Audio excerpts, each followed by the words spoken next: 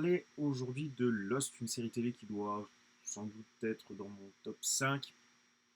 Une série que j'irai pas jusqu'à dire que j'ai découvert sur le tard, mais que je n'ai pas suivi en temps réel, encore moins sur TF1, dans le sens où lorsque j'ai attaqué la série, ils étaient déjà saison 4, peut-être même 5.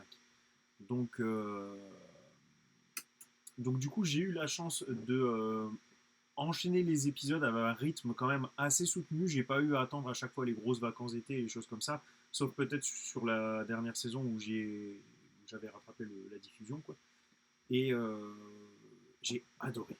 J'ai adoré, j'ai adoré, j'ai adoré. Donc je vais essayer du coup de vous transmettre ma passion.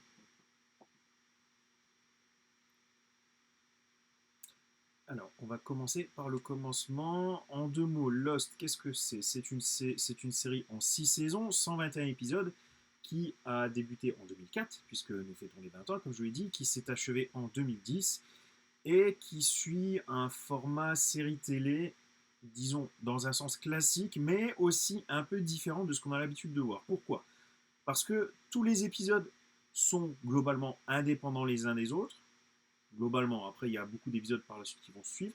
Mais dans tous les cas, même si les épisodes sont indépendants les uns des autres, ils contribuent, un peu à la Buffy contre les vampires notamment, à mettre en place le fil rouge, et notamment l'intrigue de la saison, voire de la série télé.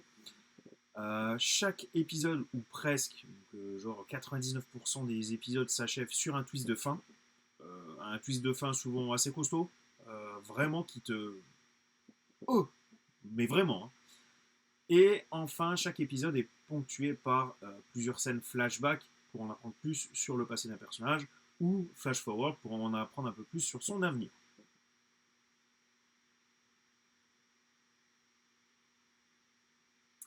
Au niveau du synopsis, bon là je pense que c'est quand même relativement connu, enfin en tout cas au niveau de l'idée de base. Donc c'est un avion qui va se briser en deux en plein air en fait, et du coup ils vont se cracher sur une île. Donc là, c'est la moitié avant de l'avion et pendant un long moment, on ignore ce qu'il est devenu du coup de l'arrière de l'avion. Et les survivants vont devoir essayer du coup de vivre ensemble pour essayer de survivre jusqu'à ce que les secours arrivent. Sauf que dès le premier épisode, dès le fin du premier épisode, on entend un cri quand même assez bizarre, visiblement une sorte de créature dont le bruit est assez particulier, qui fait presque un peu dinosaure, comme ça, c'est... Enfin voilà, on vous montre qu'il y a quelque chose qui cloche sur l'île, qui ne colle pas, et ça va être un petit peu ça, le synopsis de base de la série télé Lost.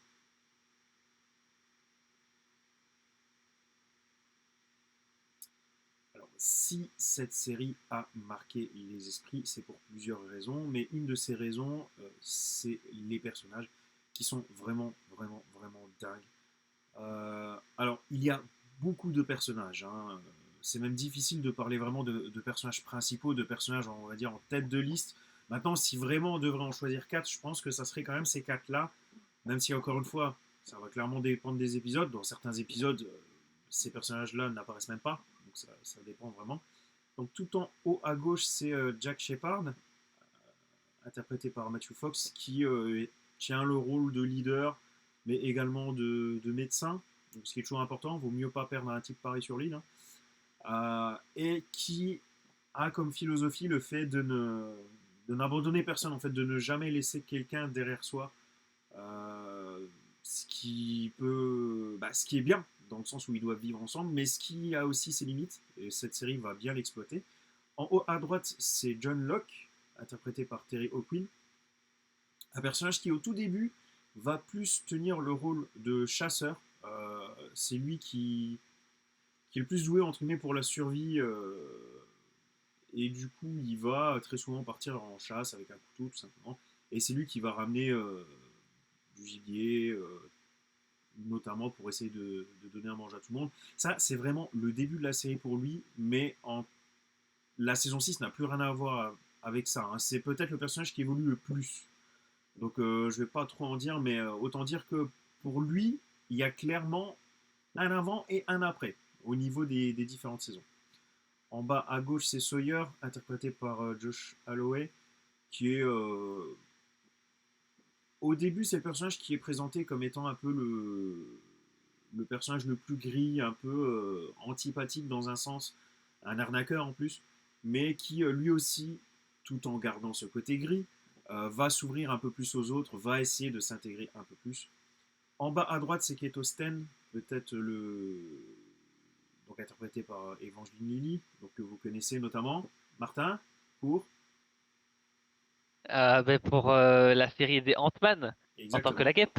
exactement. Et qui là a aussi un personnage un peu gris. Elle partage dans un sens pas mal de points communs avec Sawyer, ce qui fait que bah, pendant un moment les deux vont également se rapprocher. Et ce qui fait aussi que pour moi c'est un personnage détestable, hein, puisque c'est un personnage qui fait un peu trop Catwoman pour moi, hein, un peu trop de je t'aime moi non plus. Donc c'est vrai que ça c'est quelque chose, j'en avais déjà parlé, pour lequel j'ai beaucoup de mal. Donc voilà, il y a bien 5-6 personnages féminins dans la série, c'est celui que j'aime le moins, personnellement.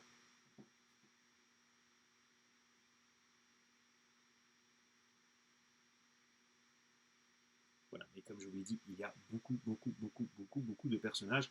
La série a coûté la peau des fesses. Pourquoi? Parce que bah, déjà, ils ont tourné à Hawaï, ça n'aide pas. Mais en plus, parce que le casting était vraiment assez conséquent et que bah, tous les acteurs, bah, il fallait les payer, bien évidemment. Donc, beaucoup de personnages auxquels vous pouvez vous identifier, un point important, on va y revenir plus tard, mais également que vous pouvez aimer apprécier ou aimer détester. Je découvre que Michelle Rodriguez est dans la série. Let's go. Yes, à partir de la saison 2 ou 3. Alors, si il y a, enfin, si cette série a tant marqué, c'est notamment grâce au twist de fin, comme j'avais dit qu'il y a en fin d'épisode. Et les twists de fin mettent énormément de choses en avant, de trucs assez incroyables pour tenir donc le téléspectateur en haleine. Et toutes ces choses, plus ou moins surnaturelles suivant les cas, font partie de ce que l'on appelle la mythologie Lost. Le point le plus essentiel de cette mythologie, c'est bien évidemment l'île. Même celui qui n'a pas regardé Lost sait que l'île est assez particulière, et c'est le cas. Dans un sens, seulement dans un sens. Euh, Ce qui est assez fou, c'est qu'il y a eu énormément d'hypothèses autour de cette île, alors qu'au final, il s'agit d'une île. Vraiment, tout simplement. Il s'agit d'une île, alors certes, qui a ses propres capacités, c'est vrai. Elle a sa propre histoire, et il se passe effectivement des choses particulières au niveau de cette île, mais par contre, il s'agit bien d'une île qui se trouve tout simplement sur Terre. On ne peut pas y accéder comme on veut, ça, tout ça, oui, oui, mais c'est une île.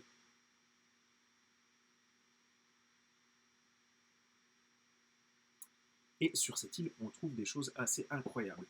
On va notamment trouver ce que l'on va pendant pas mal de temps appeler le Black Smoke, donc qui est une fumée noire, qui tantôt va éliminer des personnages, tantôt va s'en approcher mais sans les éliminer. Donc par rapport à ça, il y a déjà beaucoup d'hypothèses qui vont tourner pendant tout le long de la série.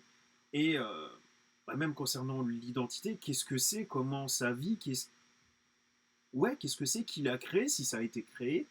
Ça, c'est un des gros points d'interrogation de cette série. Bon, par la suite, on a bien évidemment les réponses, hein. Mais pendant un long moment, ça va être beaucoup de questions vont tourner autour de ce Black Smoke, d'autant plus qu'il se déplace, mais en même temps, lorsqu'il se déplace, le bruit qu'il fait, c'est un bruit comme un manège, tu sais, des montagnes russes où le manège, l'endroit où tu es assis va monter, la nacelle où tu es assis va monter, clac, clac, clac, clac, clac, clac, clac, clac, clac. Un truc assez mécanique comme ça. Donc c'est vrai que c'est assez incroyable. Et son histoire est bien évidemment liée à l'île. Et c'est vraiment génial. Ça, c'est un point qui a été vraiment, selon moi, maîtrisé du début à la fin. Un autre point de la mythologie, ce sont les autres, aussi appelés The Others. Donc, puisque au fur et à mesure que ceux qui se sont crachés sur l'île vont se balader sur l'île, essayer de trouver des choses pour survivre ou pour appeler les secours, vont découvrir de plus en plus de choses, et notamment découvrir que cette île est habitée, mais que ces fameuses autres personnes ne sont absolument pas heureux de voir ces nouveaux arrivants sur leur île, et il leur dit clairement, ici il y a une limite, ça c'est chez nous, et vous restez chez vous, sinon vous allez avoir des problèmes. C'est génial. Là aussi, c'est un point de suspense qui ne dure pas si longtemps que ça, mais qui est très bien expliqué, très bien exploité, et les acteurs sont vraiment chouettes dans ce groupe des autres. Ouais, Matt, ça ressemble un peu à Themyscira, hein, un peu en mode c'est une île, mais tu vas pas comme tu veux, et il y a des trucs très particuliers qui s'y passent. Absolument.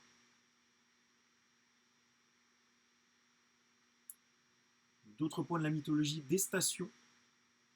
Je ne vais pas trop développer parce que je vais y revenir un petit peu plus tard, mais en gros, il y a plusieurs points de l'île qu'ils vont découvrir, où il y a des choses assez étonnantes, assez incroyables à l'intérieur, notamment une sorte de bunker sous-marin, par exemple, de station sous-marine, qui vont découvrir vraiment sur le tard, qui, bon, toutes les stations ne vont pas être importantes, mais en tout cas la première notamment qu'ils vont découvrir va être au cœur de nombreuses intrigues pendant un bon moment. Et ça aussi c'est génial, c'est une très bonne idée. La Dharma Initiative qui représente un autre groupe vivant sur l'île, plus ou moins, je peux pas trop en dire plus.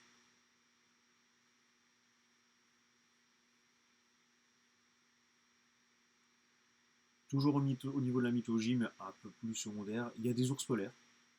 Voilà, c'est normal. Donc j'en dis pas plus. Alors c'est aussi un point négatif, disons, de la série télé, c'est-à-dire que c'est un peu comme Buffy contre les vampires, c'est-à-dire que niveau maquillage, ouais, on est pas mal. Par contre, niveau effets spéciaux, aïe aïe aïe aïe aïe. Alors du coup, dès que tu vois l'ours polaire un peu courir, là tu fais what?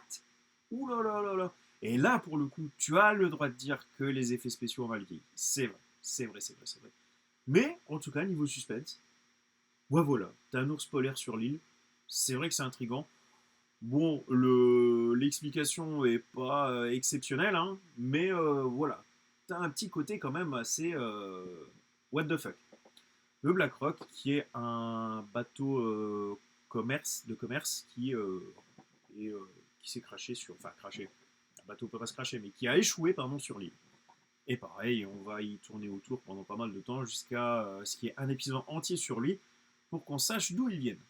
Alors tu vas me dire de l'eau, oui d'accord, non mais c'est un peu plus compliqué que ça quand même.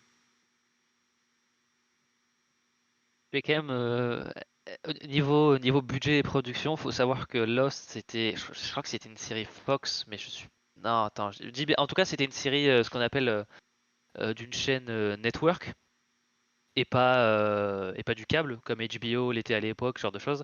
Et du coup, en fait, les chaînes network, c'était un peu l'équivalent de la TNT. Donc, en fait, niveau budget, c'était vraiment pas la même Il y en chose a que ce moins, que non. pouvait avoir. Ouais, voilà. Donc c'était aussi faire avec les moyens de l'époque. Donc voilà. Un peu comme la CW avec les séries Flash, Arrow, tout ça. C'était le même type de fonctionnement, quoi. Et là aussi, c'était plus cheap C'est ça. Alors que les sachant séries que HBO. la Voilà. série a eu un sacré budget quand même, mais c'est plus parti du Oui, coup dans les décors, les acteurs, les choses comme ça. mm, tout à fait. Au niveau de la mythologie, 4, 8, 15, 16, 23, 42. Toujours 4, 8, 15, 16, 23, 42. Les chiffres qui vont apparaître assez tôt dans la série et dont on aura la réponse dans la dernière saison pour savoir à quoi correspondent ces fameux chiffres.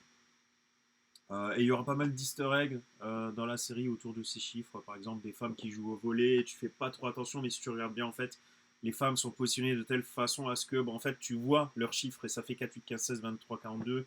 Des voitures de patrouille de police aussi, tu les vois de haut avec les numéros et en fait, ce sont les numéros là. T'as pas mal de choses très sympas et même l'explication concernant les chiffres. Alors, j'ai vu sur internet que les gens étaient assez déçus. Euh, alors, après, c'est parce que la réponse arrive assez. Elle arrive tard dans la série, mais par contre, ils te la balancent assez rapidement. T'as l'impression qu'ils ont été un peu pris au dépourvu. Enfin, qu'ils se sont dit merde, on n'a plus beaucoup de temps, il faut peut-être y aller. Ça, c'est vrai, mais par contre, au niveau de l'explication d'elle-même, je trouve toujours qu'elle tient la route. Personnellement, je reste satisfait de l'explication autour de ces chiffres. C'était très cool.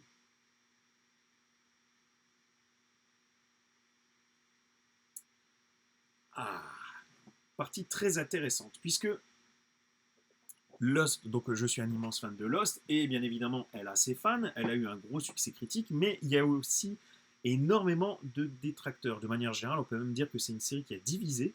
Et là, du coup, je me suis dit que ça va être intéressant de revenir sur les éléments qui ont divisé. Qu'est-ce qui ne plaît pas le plus souvent dans la série télé Lost et essayer de voir ce qu'il en est, est-ce que c'est vrai, est-ce que c'est pas vrai. Et du coup, toi, Martin, vu que tu es mitigé, c'est peut-être à ce moment-là que tu pourras intervenir et dire si tu te retrouves dans ces arguments ou, à l'inverse, me donner d'autres arguments. Sauf si, bien évidemment, à la fin de mon plaidoyer, tu me regardes avec des papillons dans les yeux en me disant clairement oui, tu as raison, oui, il faut que j'attaque Lost. Pourquoi pas, on verra point par point. Moi, ce que je propose, moi, c'est que la slide arrive et en gros, ça va énoncer un argumentaire pour critiquer Lost. Et ce que je propose, c'est que je commence la slide en jouant cette critique-là, en mode c'est nul parce que trier le truc, et puis après tu pourras Et bah répondre. carrément. Bah carrément. Et si en plus tu Voilà, es plus ou moins d'accord ou si tu as des trucs à rajouter, n'hésite pas. Vas-y. ça marche. Lost, c'est nul, hein. Moi, je supporte pas Nikki et Polo. Excusez-moi. Le jeu de rôle est un peu trop. Alors, euh, alors ça, c'est un argument pour le coup pour lequel je suis assez d'accord. Ce sont. Alors, pour l'anecdote, au bout d'un moment, les producteurs ils commençaient à avoir fait le tour de quand même des personnages principaux et ça commençait à être difficile de mettre 50 flashbacks sur un personnage par exemple. Donc ils ont eu comme idée de développer d'autres personnages puisque très souvent en fait tu vois une vingtaine de personnages principaux mais dans le fond tu vois d'autres survivants en fait. Ils sont en train de ramasser des trucs, en train de jouer avec des coquillages, des trucs comme ça, mais ils n'ont pas une ligne de dialogue. Tu sais juste qu'il y a d'autres survivants. Et en fait, ils sont partis de ce postulat en disant, bah voilà, dans ces autres survivants, il y en a deux autres qui sont Nikki et Paolo, et ils vont essayer de les mettre en avant du coup par la suite pour essayer de, voilà, de donner un peu de substance, un peu plus de matière au niveau des personnages, pour pas toujours tourner autour des mêmes. Le problème, c'est que déjà, l'idée en elle-même n'a pas forcément été super bienvenue de la part des, n'a pas été super acceptée de la part des fans, mais en plus, c'est vrai que les deux personnages n'ont pas été forcément les plus intéressants non plus, et ils ont été mis en avant super maladroitement. Alors, leur fin est vraiment chouette, elle fait vraiment flipper, puisque quand ils ont vu que ça ne marchait pas, ils se sont débarrassés des personnages, mais de quelle manière? C'était vraiment flippant. Si, allez, je vous le dis. En gros, les deux personnages, ils vont se livrer à une petite guerre. Ils vont pas comprendre le principe de vivre ensemble. Et du coup, ils vont courir après une mallette d'argent, si je me souviens bien, ou de diamants, mais il me semble que c'est de l'argent. Et en fait, ils vont essayer de se tuer l'un l'autre pour que le seul survivant garde l'intégralité de l'argent. Et en fait, si je me souviens bien, ils vont être mordus par une araignée. Je crois que c'est par une araignée. Il me semble que c'est un truc comme ça. Mais quoi qu'il en soit, en fait, ils sont empoisonnés. Ils ont une substance dans leur corps, mais ils ne sont pas morts. Tu penses qu'ils sont morts et du coup, ils sont enterrés, mais ils sont juste paralysés. Et à la fin, quand on leur balance du sable pour les enterrer, vraiment, la toute dernière scène, tu vois les yeux de la femme qui s'ouvrent, mais juste les yeux, et il y a la terre qui lui arrive dessus. Et du coup, ouais, c'était assez flippant, c'était assez costaud. Mais au-delà de ça, les deux personnages sont effectivement inintéressants et les mettre en avant de manière aussi peu subtile et aussi tardivement dans la série, c'était pas du tout une bonne idée. Donc là, pour le coup, c'était pas bien. Ça arrive. Moi, je les connais pas les persos, donc j'ai une connaissance assez superficielle, donc je les connais pas. Je crois Donc, qu'ils apparaissent trop dans les épisodes. euh, Lost, c'est pourri, hein. Les femmes sont toutes épillées et maquillées comme par hasard. Ouais. Euh, je vois pas ce que j'ai à dire là-dessus. C'est vrai, hein, mais j'ai envie de dire comme toutes les séries télé. C'est clair que t'es pas en train de regarder koh t'es en train de regarder une série américaine. Donc effectivement, toutes les femmes sont majoritairement épilées, maquillées, 9 fois sur 10 canon. Oui, mais ça c'est une série américaine, j'ai pas envie de dire que... Enfin, c'est pas propre à Lost pour le coup, c'est les séries télé au sens large. J'ai rien à dire de plus. C'est une attaque très facile, ça, pour le coup, je trouve. Ouais, elles sont sur une île déserte, elles sont quand même maquillées. Oui, mec, tu regardes une série télé. J'allais dire la même chose en fait. Je veux dire, je pense que c'est une reproche qu'on peut faire, mais je pense pas qu'on puisse la faire comme spécifiquement sur Lost en fait. C'est C'est les ça, travers de toutes les séries, même encore aujourd'hui, hein, donc bien sûr, bien sûr. voilà.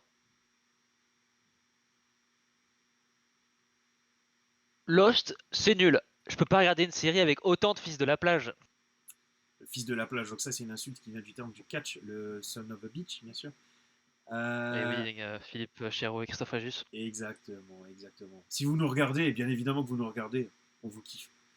Euh, Oui. alors ça, c'est parce qu'au niveau de l'envers du décor, il y a eu quand même beaucoup de problèmes au niveau des showrunners, des producteurs, entre les scénaristes et les acteurs.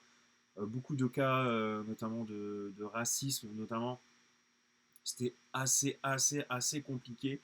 Euh, donc du coup, il y en a quand même quelques-uns qui ont eu vent de ces cet envers de décor, cet envers du décor ultra toxique, et qui ont dit non, je peux pas tolérer ça et je peux pas regarder la série. Bon, sachant que les principaux concernés, les acteurs notamment, ont dit écoutez, on s'est pas tapé tout ça pour que personne ne regarde la série. Si on a subi tout ça, c'est pas pour rien. Bah si, justement, regardez la série, essayez-la. Je suis plutôt d'accord avec eux. Oui, oui, oui. Oui, si les personnes impliquées sont en mode non, non, oui, on s'est pas fait chier pour regarder, enfin, pour que personne ne regarde. Oui, et puis bon, la série maintenant elle est faite, donc bon, ben, elle est là. Moi, je sais que j'avais entendu parler de qu'Evangeline Lilly avait été très, je sais pas si traumatisée c'était le bon mot, mais en gros, elle avait détesté tout le côté. Je sais qu'à un moment, elle a un triangle amoureux, alors je sais plus avec qui ou quoi, Oui. Plus mais le en tout fait cas, elle qu'elle avait devait détesté se ça, dessaper une fois. Ça aussi, exactement, elle avait et pas du tout aimé. notamment. Quand elle a rejoint le projet de la trilogie du Hobbit, elle était en mode ok, mais je fais pas de triangle amoureux, ce qui était le cas, mais en gros il y a eu des reshoots et ben, elle s'est tapé un triangle amoureux entre elle, un Arnaque. nain et un autre elfe. Enfin voilà. Donc voilà, la pauvre, voilà. Donc mais oui, bon bah écoute, c'est fait. Maintenant la série est là, voilà. Ouais, et il y avait un acteur, c'est un acteur que j'aime beaucoup, bah, je sais plus son nom non plus, il joue notamment dans Oz, où il a été voir un scénariste, il me semble que c'est lui, il avait été voir un scénariste et il dit au scénariste je comprends pas, je t'avais dit que si tu faisais rien pour mon personnage, si tu lui donnais rien d'intéressant, c'était plus la peine de m'appeler, c'était plus la peine de m'utiliser. Et là, bah, je vois les feuilles de scénar qui tombent et je suis pas dedans. Et t'as le scénariste qui lui aurait répondu bah, j'ai fait ce que tu m'as dit, tu voulais plus être là. Bah voilà, je t'en remets. C'était pas tout à fait ce que l'acteur était en train de dire, mais bon, voilà. Hmm, ouais. Vas-y, à toi, Martin. Lost, ouais. Lost, c'est nul. Ils ont tous un problème avec leur père. Alors, c'est plutôt vrai. Tous les personnages. Donc, ça, c'est à travers les flashbacks. Tous les personnages principaux ont un problème avec un membre de leur famille. Et le plus souvent, c'est effectivement avec leur père. Euh, alors, je comprends et je comprends pas. Alors, je comprends que les scénaristes aient fait ça dans le sens où tu mets en place des flashbacks. Pour que les flashbacks soient intéressants, tu dois mettre une histoire. Il faut qu'il y ait des tensions, il faut qu'il y ait peut-être même une dimension dramatique, notamment à droite. Euh, tout ça, ça se travaille. Tu peux pas mettre en avant des flashbacks où le personnage s'entend super bien avec tout le monde. Tu te fais chier, c'est pas possible. Il n'y a pas d'intérêt. Donc, forcément, il faut qu'il y ait des tensions, et notamment dans le milieu familial. Maintenant, il est vrai que ça fait quand même beaucoup de tensions avec à chaque fois la figure paternelle. C'est assez bizarre, mais bon, quand on voit les tensions en question, on oublie parce qu'elles sont chouettes, les histoires. Elles sont vraiment chouettes. Moi, je vais dire, prenez votre cercle d'amis et de connaissances et essayez de repérer les gens qui n'ont aucun problème avec leur famille. Il n'y en aura pas beaucoup. C'est ça. Donc bon. Il y a un peu de ça aussi. Après, c'est vrai que oui, que ce soit tout le temps le père, d'accord. Mais bon, au bout d'un moment, ouais, les problèmes de famille, bon, bah il y en a beaucoup, quoi. Donc bon, c'est vrai que. Bah, c'est ça, et Mais puis bon, encore une fois, à je. quoi ça sert de mettre un flashback si c'est pour te dire tout est beau, tout est joli. Enfin, Oui. Puis bon, probablement les scénaristes avaient un truc à dire à propos de leurs propres parents ou de leur propre père. Donc bon, écoute, Ouais. Bah, je me demande on est là-dessus. si c'est pas l'influence de J.J. Abrams. C'est assez compliqué à dire parce qu'il est intervenu vraiment que sur le pilote. Mais d'un autre côté, bah, déjà lorsqu'il était sur Alias, il avait déjà mis en place une relation un peu bizarre avec le père, un peu compliquée. Donc je sais pas si ça vient de lui, je saurais pas dire. Mais en tout cas, oui, Kylo Ren, oui, pardon. Kylo Ren, non, j'ai dit Kylo Ren qui tue Han Solo, c'est J.J. Abrams aussi, hein, voilà, il tue son Aussi, papa. Hein. aussi. Donc ouais, c'est peut-être lui qui a des trucs à dire, je sais pas.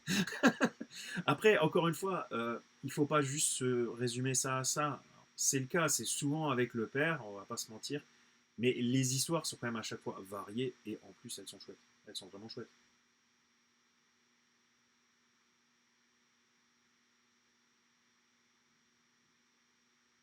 Lost, c'est nul. On ne répond pas à toutes les questions. C'est nul. Ouais, Merci Homer. t'as reconnu Homer? Yeah, bon ça va, c'est que je le maîtrise. Oui.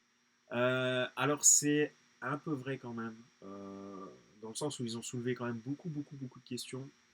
On ne répond pas à toutes les questions, notamment par exemple on ne sait pas exactement ce que devient le personnage de Walt. Euh, ouais, c'est plutôt vrai. Après, je pense pas que ce soit pire qu'une série qui s'arrête comme ça sans fin au bout de 3 saisons par exemple. Disons. Là tu as 6 saisons, tu as une fin, tu as quelques questions qui restent en suspens. C'est pas ce qu'il y a de plus dramatique. C'est dommage, hein, attention, c'est dommage. Mais si vous êtes du genre sérivore, je pense que vous avez déjà vu pire. Si vous, si vous avez déjà vu KLXY, c'est pire. Moi, je suis très mitigé sur cette question parce que d'un côté, ne pas tout dévoiler, c'est pas mal en fait. Laisser un peu des choses à l'interprétation, tout ça, ça fait aussi partie de la vie. Hein. Il y a des choses qui sont inexpliquées et voilà. Mais d'un autre côté, je sais que Lost aussi, c'est un peu fait une réputation. Et alors, on reparle de J.J. Abrams notamment, mais c'est notamment Abrams qui avait, comment on appelle ça, fait un espèce de cours, une sorte de masterclass lors d'une conférence, je sais plus dans quel truc, où il expliquait un de ses principes narratifs, voilà, qui marchait très bien, qui s'appelait la mystery box, la boîte mystère. Et en gros, il théorisait tout un concept qui fait que, en termes d'écriture, euh, il te présente une boîte. Il faisait ça aussi en plus en live durant sa présentation. Il disait, ben voilà, là il y a une boîte, et il y a un truc à l'intérieur. Qu'est-ce qu'il y a dedans? Et en gros, voilà, il demandait l'avis à des gens, etc. Et en fait, le résultat, c'était, alors je sais plus s'il y avait rien dans la boîte ou un truc à la con, mais en gros, tout le truc, c'était le la recherche de la solution, le mystère sera toujours Plus intéressant plus que. intéressant Ouais. que la réponse en elle-même. Et moi j'ai beaucoup de mal avec ce genre de procédé parce que je trouve que c'est un peu cheapos. Après j'ai pas vu la série donc je sais pas si c'est souvent utilisé, mais c'est pour ça que je suis mitigé parce que d'un côté oui il faut laisser des choses inexpliquées, mais il faut pas non plus toujours on va dire appâter le spectateur avec des questions Non, ultra compliquées qui ne seront jamais résolues. je suis assez d'accord avec toi. Après, enfin non, je suis même carrément d'accord avec toi sur ce point. Après, là, ce qui est plutôt dérangeant, c'est que tu as l'impression que les réponses n'ont pas été laissées en suspens dans un but vraiment scénaristique, mais bien parce que ils ont dû un peu plus se rusher sur la fin, alors qu'ils savaient quand même que la série allait s'arrêter. Je veux dire, ils avaient le temps de tout mettre en place. Hein. Mais il y avait tellement de choses qui avaient été mis en suspens avec un point d'interrogation au-dessus que du coup, je pense que c'était un peu difficile pour eux de revenir un peu sur tous ces points et que certains éléments, quand même assez secondaires, on va pas se mentir, les réponses principales, tu les as, clairement. Elles te plaisent pas forcément toutes, attention. Comme le truc de l'île, c'est une île normale. Clairement, il y en a beaucoup qui ont râlé avec ça parce qu'il y en a plein, dès le premier épisode, ils ont dit ouais, ouais c'est bon, t'inquiète, c'est le purgatoire. Et encore aujourd'hui, je l'entends en mode mais si, c'est la série sur le purgatoire. Toujours pas, c'est absolument pas le purgatoire. Donc voilà, quand on te sort, non, non, mais c'est juste une île. C'est vrai que les gens se sont dit ah ouais, c'est juste une île, bon, bah, oui. Mais en tout cas, c'est une réponse. D'ailleurs, c'est le fait que tu mentionnes le purgatoire, ça me rappelle un échange entre Antoine Daniel et le joueur du grenier, où justement il parle de Lost, et en gros, ben, je crois qu'il me semble que JDG n'a pas vu la série, et il dit ah ouais non mais je crois que pour déconner, il dit ah ouais mais non mais moi je connais Lost, hein, je sais que c'est genre le rêve du chien ou un truc comme ça, et bon à chaque fois ça me fait rire. C'était le rêve de voilà, c'était le rêve du chien depuis le début. Non, non, c'était pas le rêve. Mais voilà, c'est pas catastrophique non plus. Lost, c'est nul, hein. Ils se sont pas pris la tête, hein. Ils ont mis tous les profils pour plaire à tout le monde, hein. Oh là là, cet J'ai mis un accent, c'est accent. beau. Ça. Alors ça, c'est aussi un argument que j'ai entendu plus d'une fois, mais là, j'ai un peu de mal à comprendre. Alors peut-être que tu vas pouvoir m'expliquer. Parce que, enfin, je sais pas, tu vois la photo, je sais pas qui a choisi cette photo, mais elle est vraiment bien choisie. Hein. Ouais, dis donc. Et mais tu vois effectivement que tu as 2, 4, 6, 8, 10, 12 personnages et autant de profils. Euh, mais au bout d'un moment, encore une fois, il faut savoir ce que tu veux. Enfin, quand tu regardes une série que tu as 4 mecs qui sont tous blancs, qui ont tous la même tête, on te dit qu'il n'y a pas assez de melting pot, entre guillemets. Et à l'inverse, là, quand on te sort 12 personnages, 12 différents, on te sort que c'est trop différent, que ça fait un peu faux cul, que c'est pour plaire à tout le monde. Oh, mais là, au bout d'un moment, il faut choisir. Enfin, là, j'ai un peu de mal à comprendre. Enfin, j'ai l'impression que les gens sont jamais contents. Après, je pense pas qu'à chaque fois que ce soit les mêmes qui râlent. Mais au bout d'un moment, il faut vraiment trancher et se dire quel est le plus important finalement. Est-ce que c'est de tout le temps avoir les mêmes têtes ou à l'inverse, est-ce que c'est vraiment trop flagrant d'avoir 50 personnes et 50 têtes vraiment et 50 cultures, religions représentées, ce qui est peu probable hein, dans un avion. Voilà, mais moi, au bout d'un moment, je pense qu'il faut peut-être choisir. Moi, ça me dérange pas. Ça permet d'exploiter, de découvrir beaucoup, beaucoup de choses extrêmement différentes. Et puis les flashbacks sont là pour ça. Donc tu peux apprendre sur le passé des personnages, parfois sur comment ils ont vécu pardon, parfois même dans leur pays respectif. Donc c'est super intéressant tout ça, je trouve ça super chouette. Et clairement, si on avait suivi pour le coup 15 Américains blancs, hommes et femmes, ça aurait peut-être pas eu le même effet, hein, je pense pas. Bah, c'est en fait, c'est vrai que d'un côté, enfin dans un vol commercial, t'as des dizaines, voire des centaines de personnes. Donc oui, tu vas avoir plein de profils différents. Après, c'est vrai que oui, suivre des gens qui sont quasiment tous dans un éventail hyper divers, ok, c'est un peu une coïncidence, mais au bout d'un moment, quand t'es scénariste, t'as envie d'avoir plein de choses différentes pour pouvoir parler de plein de trucs différents. Donc ça me gêne pas tant que ça en fait. Oui, bah, dans un avion, t'as plein de gens différents qui peuvent Ouais, c'est ce voyager que dit pour de Matt, moi je multiples suis. raisons. Oui. S'il y a bien un endroit où tu peux voir des gens différents, c'est dans un endroit où il y a une notion de voyage, et bah, dans un avion, c'est le cas.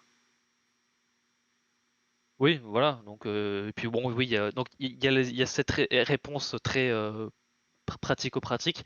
Et puis après, je dirais la réponse la plus importante, c'est la réponse de scénariste en mode, bah, au bout d'un moment, ouais, si t'as tout le temps des gonzes qui sont tout le temps pareils, bah, t'en fais le tour en une seule fois, quoi. Donc qu'est-ce que c'est pas Ah, après, intéressant. attention, ça ne doit pas être 100% désintéressé non plus. Il est évident que si tu as toutes les catégories de personnes qui sont représentées, tu peux toucher plus de personnes puisque ces dernières peuvent s'identifier plus facilement. Je suis pas con non plus, c'est évident. Mais en termes de scénario, tu as quand même plus à manger avec des personnages variés et différents qu'avec 10 personnages qui sont à chaque fois une seule et même personne, qui sont toujours les mêmes. Oui, oui. Et puis au bout d'un moment, bah, si ça peut, enfin, je veux dire, le fait de dire, bah, c'est aussi pour attirer plus de gens.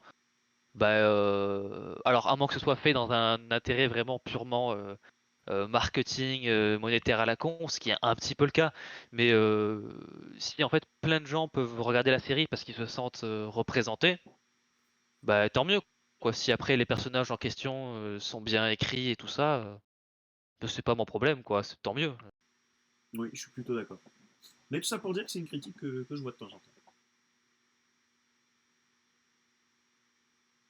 Je me dis, est-ce que je continue les accents, mais ça, je vais finir par tomber sur un qui serait problématique, donc je vais reprendre ma voix normale. Alors on arrête les accents. Bon, de toute façon, là, la slide là, du coup, j'ai pas pu m'empêcher, je l'ai déjà dit. En fait, c'est juste le purgatoire. Non. Ça, Ouais. c'est vraiment typique. Ah si, tu peux faire l'accent du sud pour revenir Allez, à mes racines. vas-y. Lost, c'est nul là. En fait, c'était juste le purgatoire. Voilà, exactement. Donc ça c'est une phrase que j'ai déjà entendue plusieurs fois aussi, et à chaque fois d'une personne sans surprise qui n'a pas vu la série. Donc non, c'est pas le purgatoire. Alors c'était une théorie, hein, effectivement, notamment lors des 2-3 premières saisons, mais non, ce n'est absolument pas le purgatoire. Donc j'ai déjà un petit peu parlé dessus, donc j'y reviens pas. Non, c'est pas le purgatoire, c'est le rêve du chien, on l'a C'est le déjà rêve du dit. chien, pardon. Je sais plus comment il s'appelle le chien. C'est le chien de Walt, ça c'est sûr. Ou alors Walt, c'est le chien, non, quand même pas. Non, non, non, je ne sais pas. Je sais plus comment s'appelle le chien, je regarde. La fin est nulle. Oh là là, combien de personnes ont été déçues de la fin? Bon, déjà, j'ai envie de dire, le plus important, c'est pas la destination, c'est le voyage. C'est pas de moi, c'est une phrase très connue, mais j'ai toujours été d'accord avec cet adage. Et après, au-delà de ça, je peux pas être d'accord avec le principe de la fin est nulle. J'ai trouvé ça très beau, presque poétique, très chouette. J'ai trouvé ça cool que presque l'intégralité du casting revienne pour le dernier épisode, c'était vraiment chouette. Et surtout, il met en avant ce que on t'a dit plusieurs fois à travers la série et qui est finalement la phrase de la série, qui est de soit on vit ensemble, soit on meurt seul. C'est une série qui apparaît assez, une phrase pardon qui apparaît assez tôt dans la série et qui est martelée à plusieurs reprises à des moments précis. Et ça, c'est vraiment la conclusion de cette phrase. Je trouve ça très beau, je trouve ça très chouette. Et en gros, on t'explique que bon, ça fait 20 ans, enfin 15 ans, je peux quand même un peu en parler sans trop en dire. On t'explique que une fois que tu meurs, avant d'aller on ne sait où, il y a un vitrail où il y a toutes les religions, donc on peut supposer que chacun va où il veut suivant sa religion, mais c'est une hypothèse. Mais en tout cas, avant que tu partes définitivement, tu quittes la Terre, ensuite tu quittes la Terre, tu vas à un endroit où pendant quelques instants, tu revois toutes les personnes qui ont été chères à ton cœur en fait, et tu partages un dernier moment avec eux, et après seulement tu vas là où il faut aller. Et j'ai trouvé ça chouette, j'ai trouvé ça génial, et là en l'occurrence le lieu c'est une église, et c'était vraiment, vraiment cool. Ça te montre le côté vivre ensemble, les personnages qui ne se connaissaient pas et qui ont euh, passé quelques mois, quelques années ensemble, qui ont eu des liens du coup très, très, très forts, suffisamment forts pour se retrouver à cet endroit une dernière fois avant de disparaître. Et ce qui est fort aussi, c'est qu'un personnage qui, entre guillemets, a changé de camp sur la fin, mais qui du coup n'a pas eu ce lien avec tous les autres, il est là, mais il est en dehors de l'église, en fait. Et ça représente bien, encore une fois, cet âge de on vit ensemble ou on meurt seul. Il n'a pas été véritablement avec eux dès le début, il n'a pas eu la même aventure qu'eux, absolument pas. Et du coup, bah, il n'est pas avec eux, parce qu'il n'est pas à sa place. Et clairement, quand un personnage lui dit bah, tu rentres pas, et l'autre il dit non, non, je vais rester là. Et ça représente parfaitement l'état d'esprit de la série. En tout cas, moi, dès le début, c'est comme ça que j'avais interprété cette série. Et du coup, pour moi, cette fin correspond parfaitement à ce que la série avait en tête. Bah après, bon, je connais pas la série, donc c'est vrai que sur la fin de Lost en elle-même, pourrais pas dire grand-chose. Je vais juste revenir sur le dicton. L'important, c'est pas la destination, c'est le voyage. Et je suis d'accord avec ça à 95%, on va dire. Euh, Car si la destination fait que le voyage n'a servi à rien, là, ça me pose problème. C'est rarement arrivé Non, c'est sûr. pour une série. Mais Game of Thrones, voilà, je n'en dirai pas plus parce que voilà, mais Non, c'est un exemple de ce genre de scénario attention, pour je moi. suis assez d'accord avec toi. Je suis pas en train de te dire que tant que le voyage est bien, c'est pas grave, tu peux faire Nawak avec la fin. C'est pas ce que j'ai dit non plus. Maintenant, juger toute la série sur, je sais pas, un double épisode qui t'a pas plu, et encore, je trouve qu'il y a, dans tous les cas, il y a des choses à garder dans ce double épisode. Je trouve ça un peu sévère. Voilà, c'était juste ça. Après, encore une fois, moi, dès le début, j'ai interprété cette série avec le truc du vivre ensemble et la communauté qui doit se serrer les coudes, on va dire. C'est sûr, si toi, dès le premier épisode, t'es parti sur le délire du purgatoire, et que tu t'es resté sur le purgatoire et que t'attendais vraiment genre ça en révélation finale, oh, bah, c'est clair que tu dois peut-être tomber de haut. Oui, oui, ça c'est sûr. Ça Ouais, oui, si j'imagine, oui, oui. oui, si tu t'attendais vraiment à autre chose, notamment sur l'île, oui, là tu dois tomber de haut. Alors du coup là on a vu tout ce qui a tout ce qui peut hypothétiquement faire du mal à la série. Maintenant je vais revenir un peu plus vite sur ce qui était grandiose selon moi dans cette série.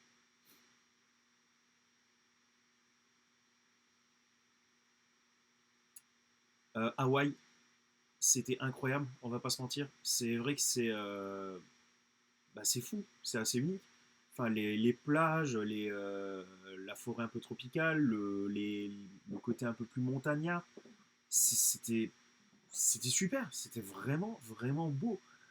Et dans tous les épisodes, c'est pas un épisode, tu sais, où des fois, tu envoies le casting, je sais pas où, pour marquer un peu les esprits, genre pour une demande en mariage, tu changes le décor, c'est tout beau, c'est tout joli. Et voilà. Ici, non. Tous les épisodes, tu as de l'eau magnifiquement bleue. Si tu regardes bien, tu as les poissons pas loin. Enfin, franchement, c'est.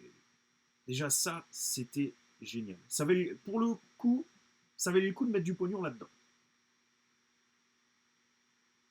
Alors, Matt, un jour j'aurai l'occasion de revenir plus en détail sur Game of Thrones, ou c'est juste la saison 8 en particulier. Et après, si toi t'as kiffé, tant mieux, mais c'est vrai que pour moi c'est la boîte de Pandore, donc on Mais, en reparlera, je pense, un mais jour. oui, il faut qu'on en reparle. On va en reparler, Matt, promis. Il faut qu'on en parle. Ah, ce sera un numéro spécial, hein. Je pense que le sujet pourra faire 1 heure, 1 heure et demie. Voilà. Allez, pourquoi pas.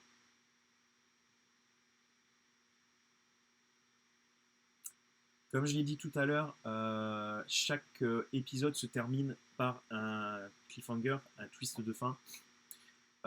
Et franchement, beaucoup de ces twists de fin sont vraiment mais incroyables. Ils sont vraiment fous, quoi. Où tu t'es forcément sur le cul à la fin de l'épisode. Et là, j'ai mis cette image-là. Peut-être moi, c'est celle qui m'a le plus marqué. Donc c'est John Locke qui est en train de creuser. Enfin, non, c'est même pas qu'il creuse, je crois qu'il trébuche. Et il trébuche sur un truc métallique, en fait. Et du coup, bah, il commence à creuser. Et il découvre un truc en métallique, une sorte de sarcophage métallique. Et il commence à creuser vraiment pour essayer de le déterrer. Euh, et pour lui, donc lui, il pense, ou il a, c'est selon ce que vous en pensez, mais en tout cas, il pense ou il a une connexion avec l'île. Pour lui, il a un lien avec l'île, et du coup, là, pour lui, si c'est lui qui a trouvé ça, c'est parce que c'est l'île qui essaie de lui envoyer un message. Et donc, il veut comprendre ce message. Et pour cela, qu'est-ce qu'il fait? Donc, comme j'ai dit, il creuse tout autour et il veut essayer de déterrer le truc métallique. Sauf que le truc métallique est gigantesque et ça, ce qui est supposé être une trappe, ça ne s'ouvre pas. Et ça dure vraiment de très nombreux épisodes. Entre la chute, le fait qu'on découvre une trappe, puis le fait qu'on voit tout le bordel, ça dure quand même un bon nombre d'épisodes. Et quand il commence à péter un plomb, en se disant limite, qu'est-ce que tu me fais, Lille, je suis là, montre-moi ce que tu veux, pourquoi tu me fais ça, parle-moi, parle-moi. Il tape vraiment comme un cinglé avec la pelle, il en peut plus, sur la trappe. Et là, juste au moment où il fait ça, il y a une lumière qui s'allume, alors qu'ils sont supposés être seuls sur l'île. Mais c'est génial. Et là, tu te dis, mais c'est quoi? C'est quoi ce délire? Et c'est voilà, c'est ouais, cette scène elle m'a vraiment marqué. Je m'y attendais tellement pas. Et puis bah, John Locke du coup il est comme un con devant la lumière. Et puis la mise en scène elle est ouf. Quoi. Donc voilà, c'est ce genre de twist que tu peux avoir. C'était chouette. Le casting est incroyable. Je savais même pas quel acteur choisir. Du coup j'ai mis les trois là parce qu'il me semble que lorsque j'avais regardé une fois un classement sur internet, c'était les trois là qui sortaient. Donc moi c'est vrai que j'aime beaucoup les acteurs, notamment du coup Michael Emerson. Je pense que tu connais en haut à gauche. Il est quand même assez connu. Ouais, dans Person of Interest, il était Person dans of la série Interest, Fallout que j'ai Arrow, mentionné il Saw. y a pas très longtemps. euh, John Locke peut-être un peu moins connu, même si je crois qu'il a un peu apparu dans Hawaii 5.0 ou un truc comme ça. Mais bon, il n'a pas fait que ça non plus. Hein, mais je pense que par rapport à ce que moi je regarde, je l'ai moins vu. Mais dans cette série, il est incroyable. Encore une fois, c'est un personnage, bah, comme le personnage interprété par Michael Emerson. Enfin, le personnage de Michael Emerson est complexe. Donc du coup, pour un acteur qui sait bien jouer, c'est le jackpot. Et c'est pour ça que tu apprécies énormément Michael Emerson dans la série. Pour John Locke, c'est différent. C'est pas que le personnage est complexe, c'est surtout qu'il évolue énormément. Et du coup, c'est grâce à cette évolution qu'il y a un panel d'émotions assez dingue qui est mis en avant. Et John Locke, Terry O'Quinn s'en sort pas mal du tout dans cette interprétation. Pardon. Et le dernier, j'ai un trou. Je crois que c'est un acteur irlandais. Euh, c'est Desmond. En tout cas, le nom du personnage, l'acteur, je ne l'ai plus, mais qui s'en sort très très bien aussi. Qui apparaît aussi plus sur le tard.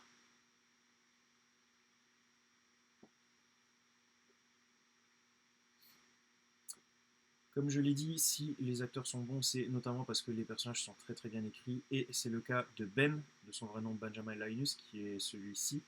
Un personnage extrêmement complexe, que tu peux prendre au début comme étant la pire des enflures, et qui a clairement une part sombre. Hein. Attention, sur plus d'un point, il est détestable. Plusieurs fois, tu as envie de le flinguer. Et une fois que tu comprends véritablement sa mission et pourquoi il fait ça, tu n'iras pas jusqu'à lui pardonner et tu ne le mettras pas non plus dans le camp des gentils, mais tu comprends quand même un peu plus de choses, on va dire. Et tu vois que lui-même, plus d'une fois, il a été le dindon de la farce. Et pour l'anecdote, lui, ça devait être juste un personnage des autres, donc un personnage assez secondaire, et son interprétation a été tellement dingue qu'on lui a dit, bon bah, finalement, on va changer de personnage, tu devais être l'un des autres, tu seras finalement le leader des autres. Et ce qui explique pourquoi il est là sur l'intégralité de la série, une fois qu'il apparaît.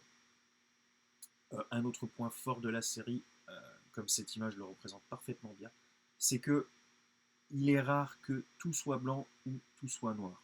En général, tu as des personnages, encore une fois, très travaillés, complexes. Bon, bien évidemment, le docteur, c'est un docteur, tout ce qu'il y a de... Un docteur comme tu veux le voir. Quelqu'un qui court partout, qui veut sauver des vies. Enfin, le mec, il pourrait tenir tous les rôles d'urgence. Il le fait d'abandonner personne derrière soi. Enfin, voilà. Le docteur, c'est un docteur. Entre guillemets. Et tu as des personnages qui sont fondamentalement méchants aussi, notamment celui qu'on appelle l'homme en noir. Euh, mais, euh, mais sinon, pour le reste, globalement, c'est pas un univers. Le manichéisme est vraiment très, très, très, très, très bien exploité. Il n'y a pas de tout blanc ou tout noir dans cette série. Et c'est vraiment appréciable. Et cette image, qui est quand même très connue, du coup, elle représente parfaitement cet état d'esprit qui est présent dans Lost.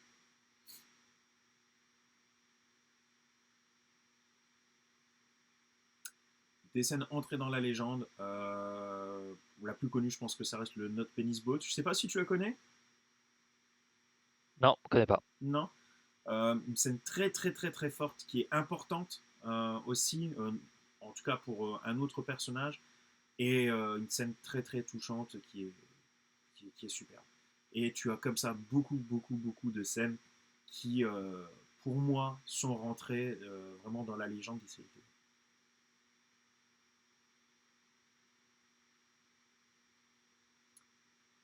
Plein d'autres choses, la musique qui a été faite par un véritable orchestre, le format, comme je le disais, avec ce qui se passe sur l'île et les flashbacks, et plein d'autres choses, c'était vraiment chouette. Et bref, Juste avant, la musique a été faite par Michael Giacchino, notamment sur The Batman, tout ça, quoi. ah, Lost, ça défonce. Avec 4, 8, 15, 16, 23, 42, toujours. Une fois que la série est sortie, j'ai appris qu'il y a énormément de personnes qui, au loto, mettaient 4, 8, 15, 16, 23, 42. Bon, ce qui est un peu con, puisque s'il y a 10 000 personnes qui mettent 4, 8, 15, 16, 23, 42 et que vraiment ce sont les chiffres-là qui sortent, bah ça va être divisé par 10 000. Donc, Ouais. Il n'y a pas un truc aussi comme quoi il n'y a pas de numéro de vol qui est le même que celui de Lost. Il y a un truc comme ça aussi, je pense. ah, ça me parle, oui. Il y a un truc comme ça. Ça m'étonnerait pas. Ou alors le C'est dans type le de même style l'avion qu'il qui n'y a pas de n'existe 13e pas, je sais étage. plus. Peut-être un truc comme ça, ouais. Ouais, Alors attends, je vais arrêter l'enregistrement parce que tout à l'heure, honte à moi, j'ai oublié.